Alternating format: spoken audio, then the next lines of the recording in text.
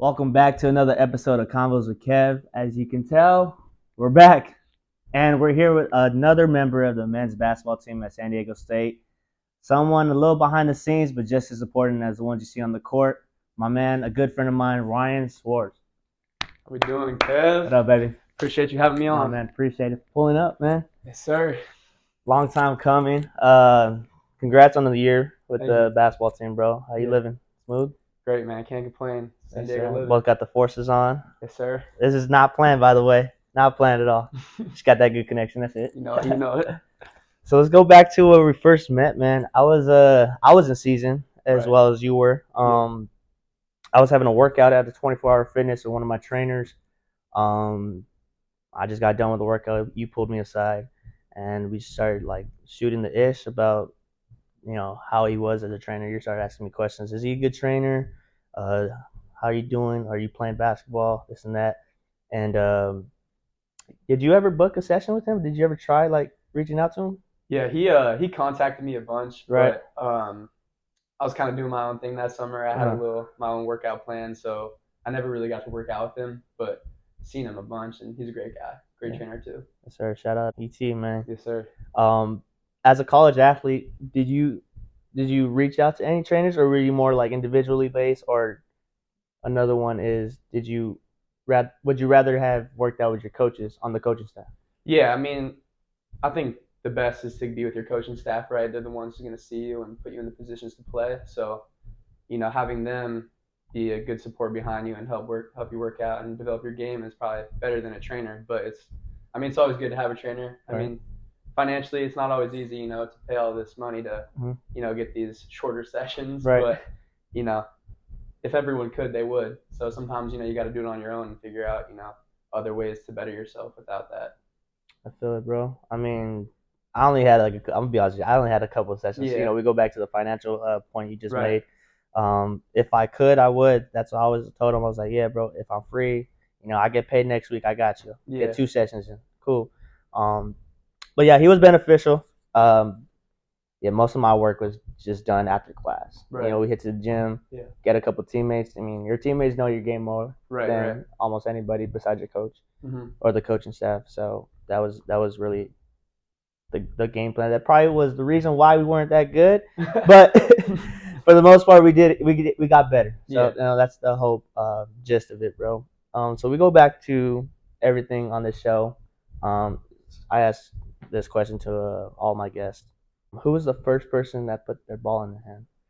Ooh. Who was that investment? Who made that first investment in Ryan? Yeah, this is probably take me back to when I was real young, but when I first really instilled the confidence in myself in basketball was Randy Bennett. He's the head coach of St. Mary's, and I grew up 10 minutes from the college, and it was I played in this little Catholic youth league, little organization, and he had 2 younger sons that were same grade as me. And, I'd always compete with them. And I remember receiving a call, 3rd grade, from, a Division I coach saying, like, come join my Junior Gales program, this little AAU startup. And ever since then, I was like, yeah, like I would love to, pursue this. I know what it takes to be at that level. So, yeah, I mean, he just, like, having that at such a young age was super special. Wow, bro. And you guys played St. Mary's in Vegas. Yeah, exactly. Yeah, we played St. Mary's, so got a lot of family ties back there, which is cool. So it's always home seeing those guys. St. Mary's is located Moraga, California. Yeah. Shout out Hayden. Aiden Mahaney. Yeah. Just signed with I want to call y'all the rivals now. UConn, San Diego State. That's got to be a matchup next year. For sure. Man, how was it in the Bay Area kid? Yeah, got a lot of guys on the team from the Bay. So all the people, Darion. Yeah, ET, a lot of guys. Cade last week was from the Bay, Central Cal. Yeah, there's some guys. Miles, DeMarche. Yeah, DJ. Yeah, I mean the Bay Area's great. Definitely NorCal's a little different from SoCal, but I mean I love it. I love both ways. It's you got the beach here. You got a little more mountainy vibe up in NorCal, but it's cool to have a little happy medium balance. What was your first impression of San Diego when you first got out here? Wow, I mean, I have some family out here, so I usually make a trip every year to visit my grandma. Right? Yeah. Point Loma. Exactly. Yeah. So yeah, I mean, I've always loved San Diego, especially Point Loma, beautiful area. Going to visit her is super special, and yeah, it's just nice to have some family here too.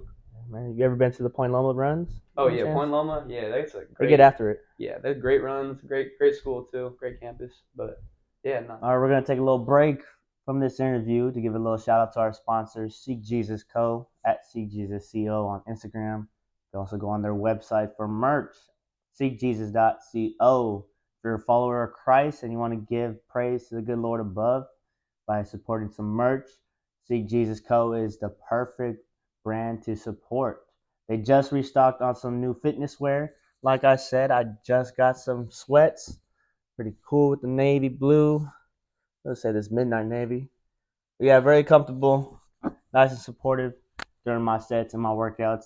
If you're an athlete, highly recommend to work out in this brand. You go to seekjesus.co and put in the discount code Convos. That's CONVOS. Convos for 25 off your purchase. Thank you so much, and let's get back to this interview. Who's a player you would like to spotlight from the Bay Area that not much people would know about? Yeah, my good buddy Nia Labade. He plays at UC Riverside. He's a killer. Like, really good player. He was a little bit.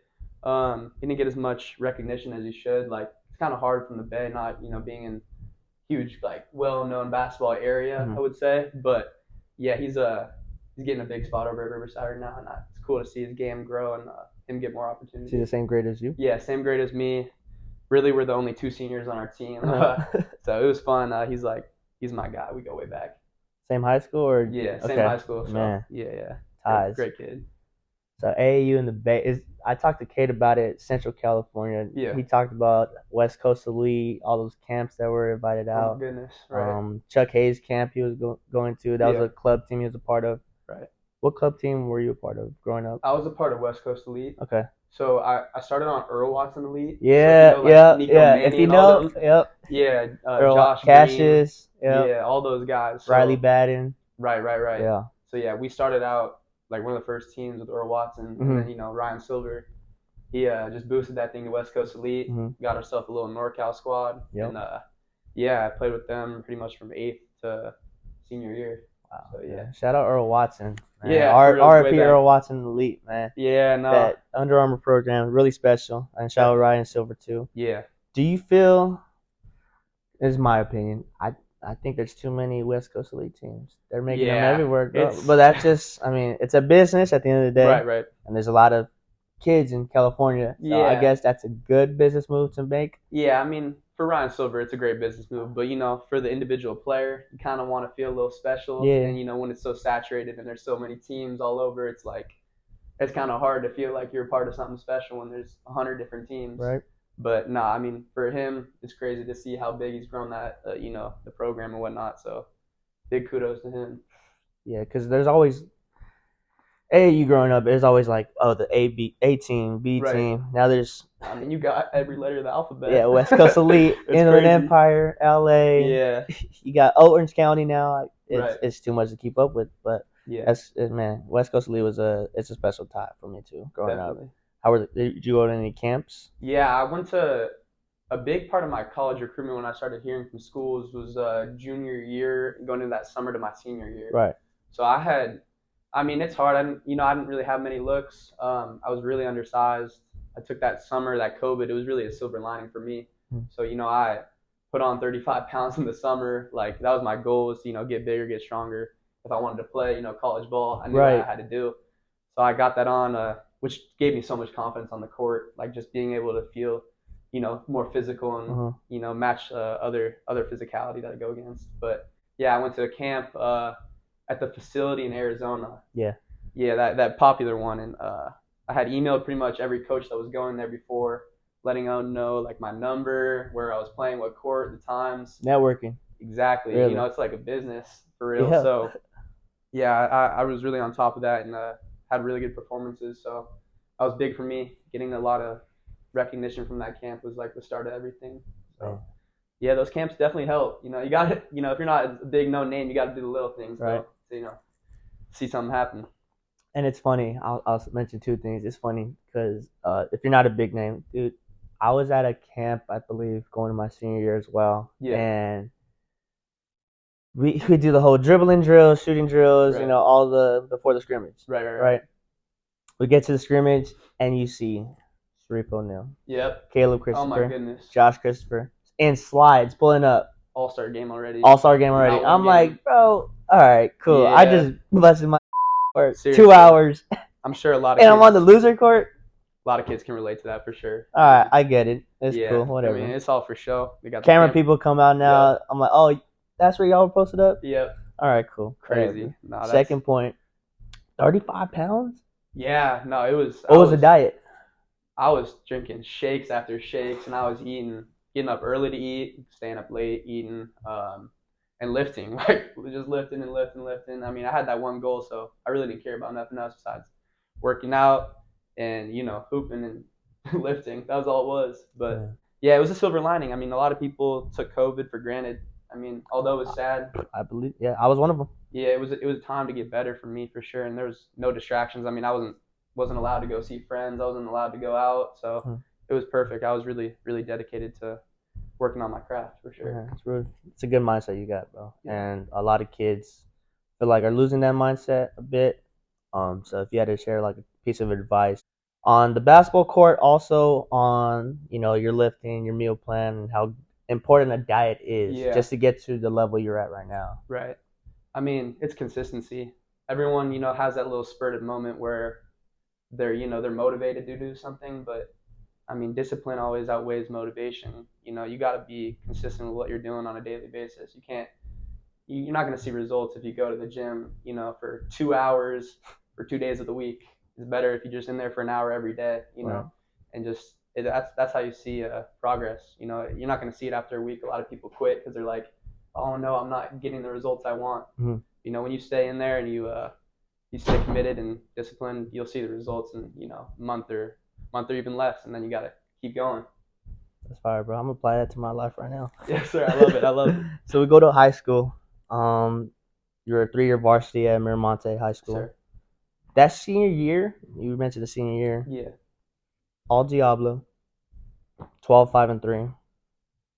Were you the guy? Did you feel like the guy on your team? Not selfishly, but just like, all right, this team relies on me. Yeah, I mean, I've always, been in a leadership role throughout sports my whole life. So just having that, that mindset that I'm the oldest guy on the floor. A lot of guys were looking up to me that were younger. So yeah, I mean, I definitely thought I was in that position to help my team win at all costs. So I did everything in my ability. It was a short-lived season with COVID. Right. I mean, we only got to play 14 games. Yeah, 16 around there. Something like that, but it was tough. I mean, I tore my groin too, beginning of it, so I was playing injured. But it was my last go around, so I had to push through. How's that injury like? A lot of people. Oh my gosh. Know about like ACL tears, ankle sprains. Right. Sometimes even shoulder pains, but a groin injury. Yeah. How would you describe that? I wouldn't wish that on my worst enemy. I mean, it's no fun. I mean, because any running movement, jumping, planting, you feel that. So when I had that injury, it was like you take for granted when you're healthy. I was like, man, I would do anything to get back on the court feeling 100%. So everyone goes through injuries throughout their career, but just mending it and getting back to full strength is part of the process. Who's the toughest player you played against in the Bay during your high school years? So when I was a sophomore on varsity, we played against a kid by the name of Ezra Manjon. I think that's how you say his last name. He played at Vanderbilt, and wow, yeah, he was a killer. I mean, really good player. He's like 5'9". He was just got a put back on our big's head. I was like, wow, he was hitting crazy shots. I mean, I think we went for like 35. Wow, it was tough. We were in the championship of this tournament. They ended up getting us. He played at Heritage, I believe it was. But no, he was real. He was real deal for sure. So I read that you're big off the court inspiration too. You have a lot of volunteer work. Yeah. How's your experience with volunteering? Yeah. So in Orinda, it's a very tight knit community. My mom's really into volunteering when she can. So I joined a young organization called Boys Team Charity. Mm-hmm. So a lot of my buddies back home, it's like this philanthropic organization where you go feed the homeless or, you do things to help the community. And, it's great to get service hours and be around like-minded people. So I really, really enjoyed that growing up. It was nice, man. I mean, I try to do what I can for charity work. I think every Christmas I try to, bless the homeless. Yeah. I think there's this one program through Walmart. I forgot. You sign up. It's like something Santa, Okay. and you just bring some presents. It's Yeah. not only just for homeless. It's for like kids in like shelters and a bunch of kid work. And yeah, I try my best, dude. I That's think nice. like last month. I just had like a random like two pairs of socks in my car, Yeah. and I'm driving by. I think by the 8. Yeah. Homeless guy. Like, hey, you got any cash? I don't got cash, but I got socks. Yeah. I'll take the socks. Definitely. He's like, I'm not even wearing socks right now. I was like, the good Lord sent me, brother. I got you. That's amazing. Had his cross. He's like, yep. I was like, hallelujah. I love it. God That bless. just made me happy, man. That is So wonderful. hearing you like being a volunteer work, doing more than Yeah. just being a basketball player and an Right. athlete, obviously a scholar. It's really a good example you're setting, not only for the kids around this community, but obviously whoever's going to watch this, and Right. just spreading joy and positivity all over, man. Yes, sir. So we head after high school. How was recruiting for you? Yeah, I mean, out of high school, I had a lot of Division II and Division III offers. A lot of cool schools I was interested in. A little bit smaller. I kind of wanted a bigger feel, Right. like go to a bigger university.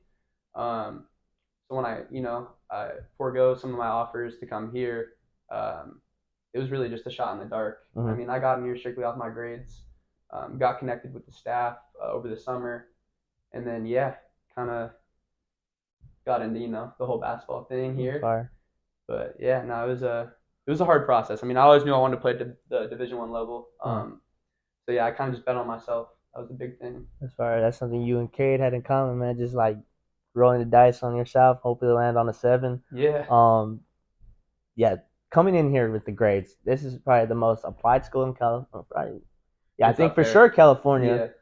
The application rate and the acceptance rate is I think it kind of got closer just because after COVID, but Right. before COVID it was insane.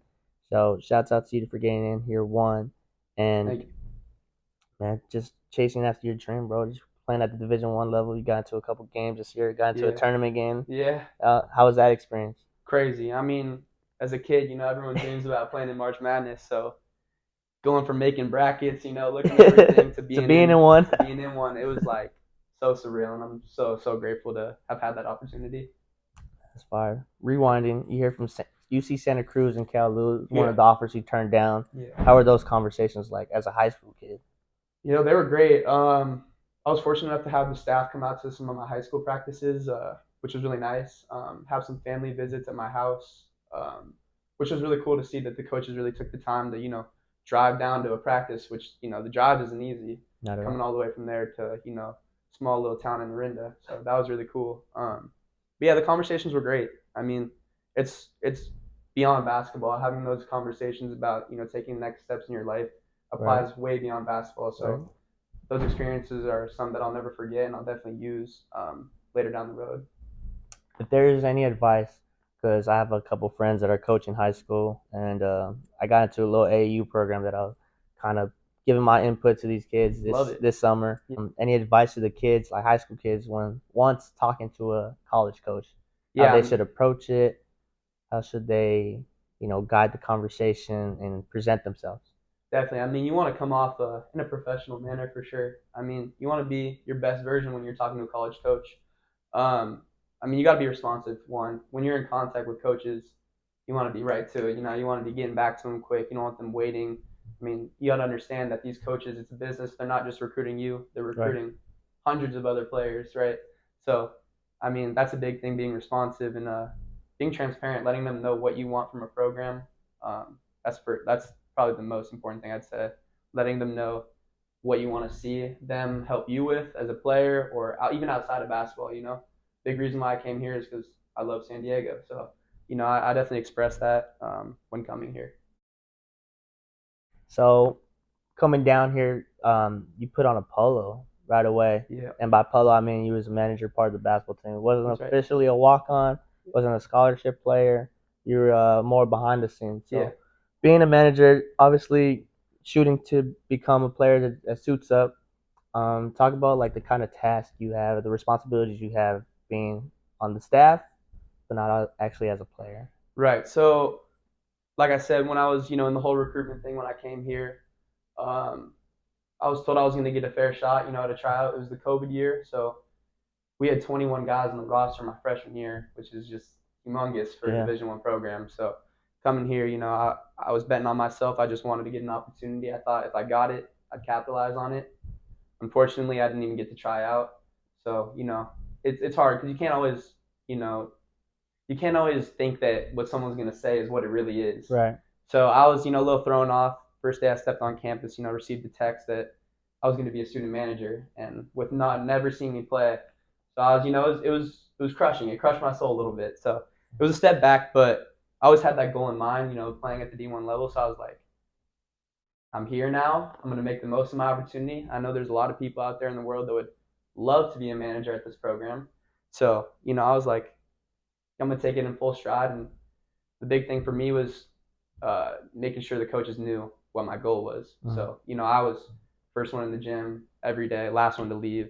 Right. And that takes a lot of work. I mean, I was there rebounding, I was there sweeping floors, I was doing it all, so it was a really cool experience. I mean, I wouldn't trade it for the world. Uh-huh. I think it gave me the character how I am today.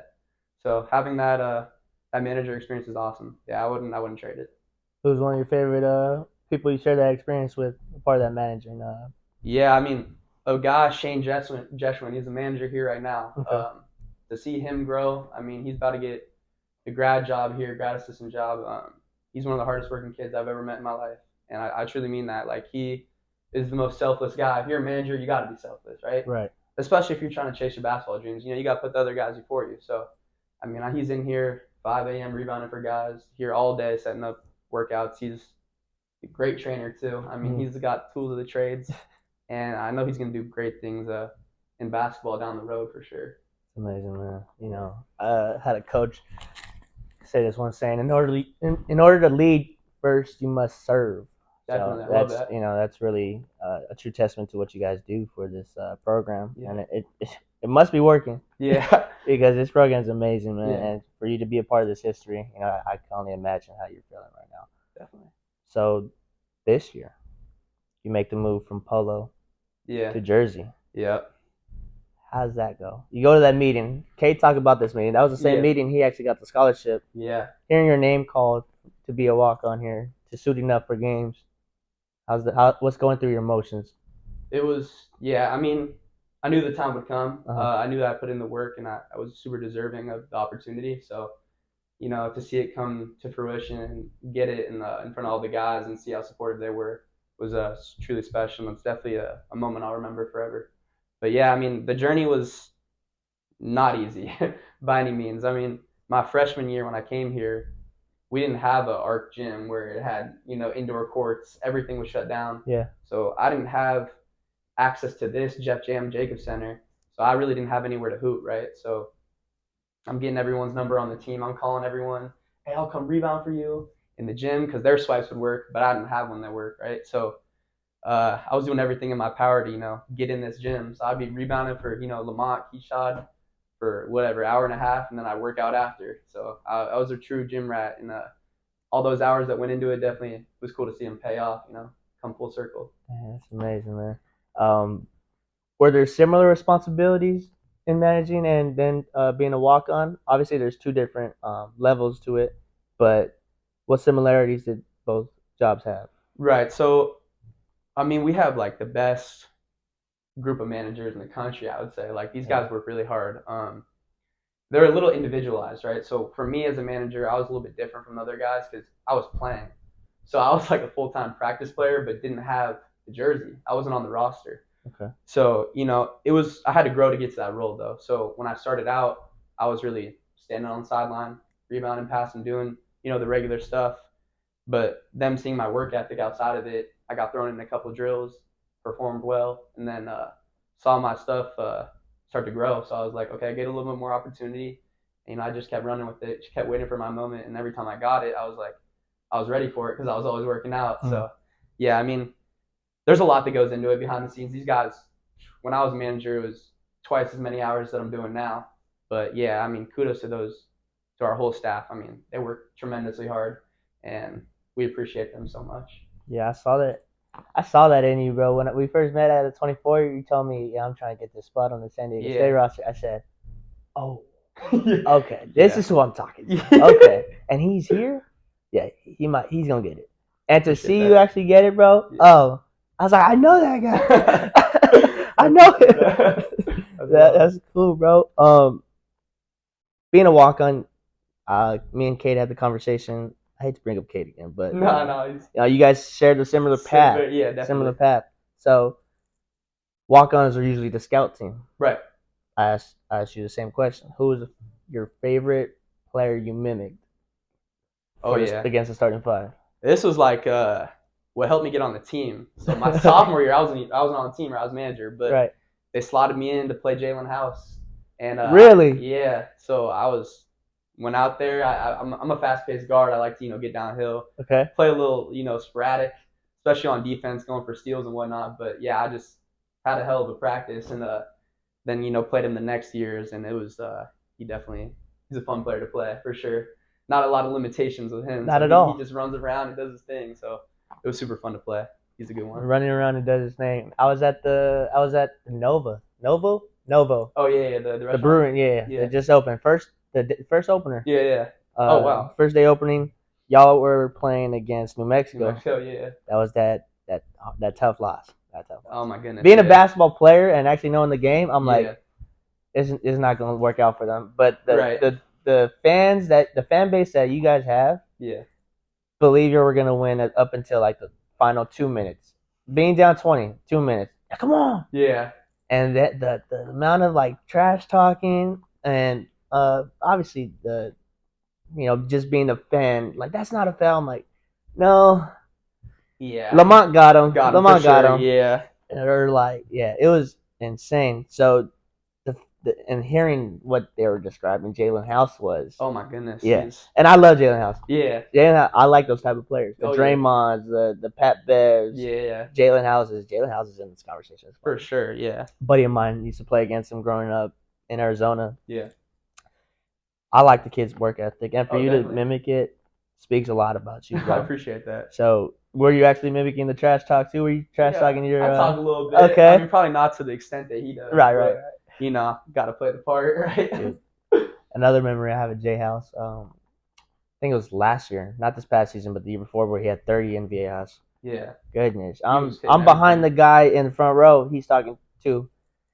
Yeah. I'm like, bro, be quiet. Yeah, he could get under your skin easy. Oh my goodness, he's good at that for sure. Jalen House was your favorite player to mimic?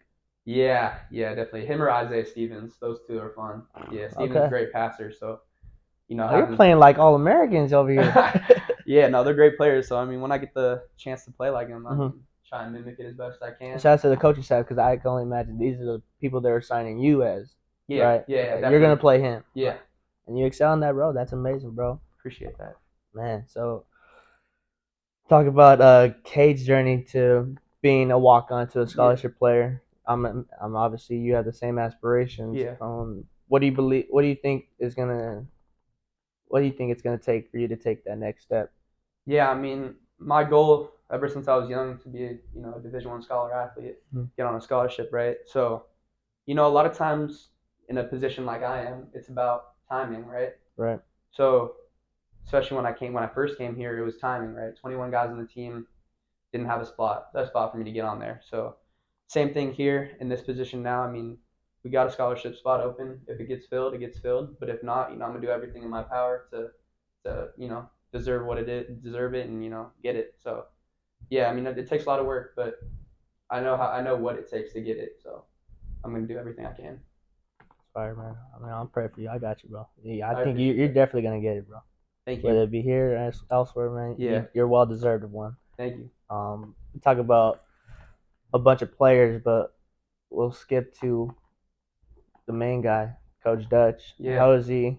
The world kind of got a glimpse of him as Matt Bradley had a press conference after the UConn loss last year. How is he as a coach, and how is he as a friend? Yeah, I mean, Coach Dutch he's one of one. I mean, he's a great coach and an even better person. Like his support that he has for everyone on this team is like no other. I mean, he's a great mentor that I look up to for sure. And I love the way he coaches. I love his passion for the game. It speaks volumes. So I'm very, very lucky to be able to play under him for sure. You have a favorite memory of Coach? I mean, everyone kind of says, I mean, there's a couple pretty funny memories with him coaching, but he does this traditional thing, you know, where he like rocks back and forth when he's coaching. Mm-hmm. He's got that little stomp that he does that stuff a lot. So he got a couple funny moments, but nah, I mean, there was a little point where he thought I was going to play football here, and really? he was like just grilling me, but that was a pretty funny moment we had between each other. But yeah, no, he's a great coach, great guy. Did you ever play another sport? Yeah, in high school, I played right up until high school. I was a baseball and football player as well. Okay. I really loved it. When I got to freshman year of high school, my coach, who now is actually an assistant at Stanford, his name's Wayne Hunter. He really like pushed me to focus on basketball. So yeah, when I got there, he was like, focus on one sport, you know. Which looking back at it, I kind of wish I played more sports just because, you know, it helps to get to your one sport. It's like a big confidence thing, playing other things and just staying active. But I was playing year-round basketball, so I was really focused and locked in on that. But yeah. That's fire, bro. I was going to ask this question, but it's such a heated debate this week. Yeah. I don't know if you heard the Austin Rivers saying 30 NBA players can play in the NFL right now. And yeah, that is. Do you think it's a possibility, or do you think 30 is too much? It's hard. I mean, very different sports, right? Obviously, I think that the NBA players, when it comes to professional sports, they are the most gifted athletes. Mm-hmm. Just because, like, I've played all the sports, I know how difficult it is, like, skill set wise. Right. And like, there are some crazy talented athletes that play basketball that I'm sure could go play another sport, but they'd have to be training. That's the thing. Yeah, it's another thing. Yeah, you train your whole life to play this specific sport, and right. you think you just jump into another one where that other athlete has been training to play that sport. Right. I think a big debate that I had with a couple of my roommates was, I think it'd be easier for a basketball player to go play professional football rather than a football player to go play basketball. Like 500. 100%. Yeah. 100%. Is there 10 NFL players that can play in the NBA? No way. I don't think so. I mean, no, yeah, I don't think so. I kind of want to say the same thing. Yeah, I agree. I really don't think so. But yeah, I definitely think there's some hoopers out there that could. The old NBA. Here's the thing, though. The old NBA. Physical. Yeah. Yeah. But like NBA players playing in the NFL, the old NFL, no. Yeah. Today's NFL, maybe. I see what you mean. See what I'm saying? Yeah, like the games have evolved, over the past 20 years. Yeah. It's insane. But yeah, I just wanted your insight on that. Yeah. What do you think is the hardest sport to play? That I played, or just all around? Both. Give me both. That I played is basketball for sure. That's the hardest sport. Yeah. It's just the level of talent you have to have to like be really good. Everyone wants to be really good. So I've seen people who, I mean, I'm around guys that are so good. So it's like, it's cool to see. And yeah, playing other sports, like baseball is a little bit slower tempo. That's why I didn't love it as much. Right.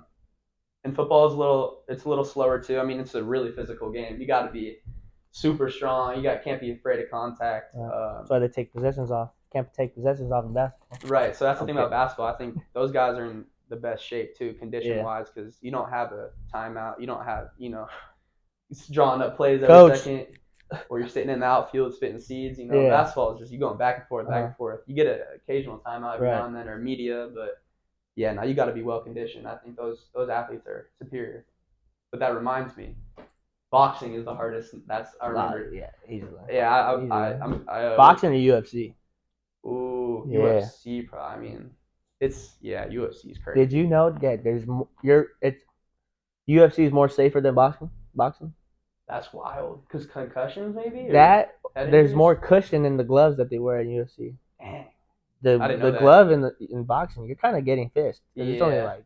But UFC, you're throwing knees, you're throwing kicks. Aside from that. But yeah, no, I shout out to Coach T. He trains me out in Southeast San Diego. He's got a little boxing gym. So me and Shane, we go out there and. That's why he's so cut, bro. Yeah, no, me and Shane go out there and it's the hardest workout ever. Like boxers, I got tremendous. I'm like crazy praise for them. It's nuts. The amount of running they do, crazy shape. I did a boxing session, I think twice when I was like 14, 15, I never went back. Yeah, it's a different game, dude. Yeah, for sure. Give the kudos. Mentality too. That's a crazy thing. So, bro, as we head to the end of this podcast, bro, in May you tweeted out a nice little announcement. Yeah. That you're entering the portal. Right. Yep. How's that? Everybody's leaving. It's not a secret. It's crazy. It is crazy. I was like, dang, who spoiled the Kool-Aid here in San Diego State? But it's obviously, it's personal decisions and it's preference, and I give all my respect to that decision. You know, like it's a new era we're in college basketball.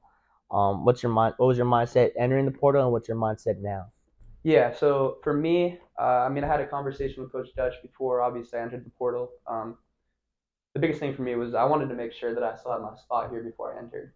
So it was a big testing the waters. So luckily enough, Coach Dutch said that I can come back if I don't like everything that I get. Right. So yeah, I spent countless amount of hours working on my film. It's hard because I don't have the stats to show in game. I don't have much opportunity here. I didn't get much. Mm-hmm. So I saw the tape. It was pretty nice. Yeah, going through probably 100 practices, each 2 hours long, going in there, Adobe Premiere, cutting everything up. It was a really long process, but to see coaches reaching out and giving praise to my abilities and my skill was super, super cool.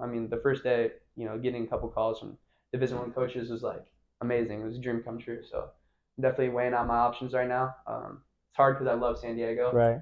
But I'm willing to move around and see what opportunities present itself, and we'll see what happens.